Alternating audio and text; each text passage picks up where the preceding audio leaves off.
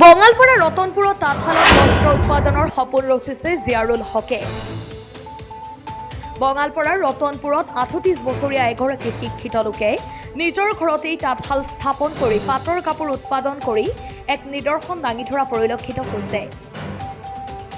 বিগত ৮ বছৰ ধৰি নিজৰ ঘৰত তাঁতশাল স্থাপন কৰি পাট কাপোৰ উৎপাদন কৰি আহিছে। উদ্যমী লোকগৰাকীয়ে তাঁতশাল শিল্পৰ লগত জড়িত হৈ পৰিয়াল পোহপাল দি আহিছে বুলি উল্লেখ কৰে। ইফালে অইন কেইবাগৰাকীও লোকক জিয়াৰুল হকে তাঁতশালত নিয়োজিত কৰি সংস্থাপন দি আহিছে।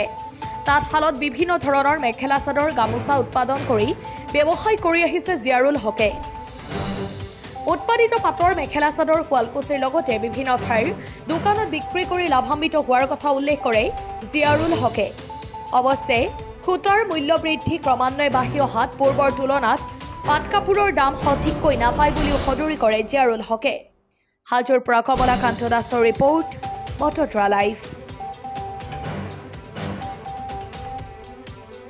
হয়, প্ৰায় ৮ বছৰমান ধৰি কৰি আছো। এইটো মহিলাৰ সমানে সমানে আমাৰ পুৰুষে কৰি আছে। বহুতকেইটা মোৰ লগতে ৫টা পৰিয়ালে মই সংস্থাপন দি আছো। তেনেকুৱা চলি আছে আৰু মোটামুটি।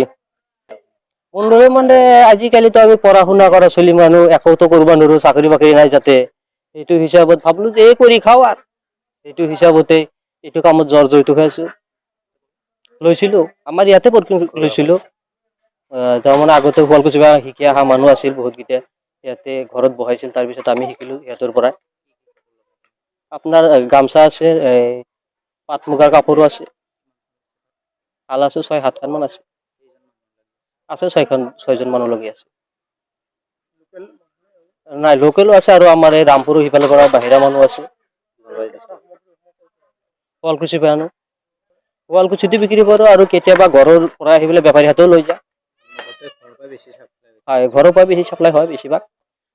সূতাৰ দাম যিটো বৰ্তমান হিচাপত সূতাৰ দামটো প্ৰায় মাহে মাহে বৃদ্ধি হৈয়ে থাকে। সেইটো হিচাপত আমি যিটো কাপোৰ উৎপাদন কৰি আছো সেইটো হিচাপত লাভৱান হ'ব পৰা নাই। তাৰমানে সূতাৰ দামত হিচাপত কাপোৰৰ দাম একদম নিচেই কম।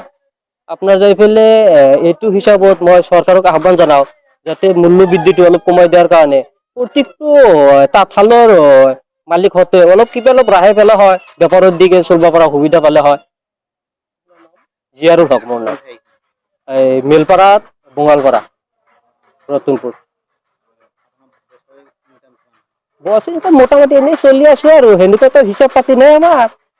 চলি আছো আৰু খাই লৈ।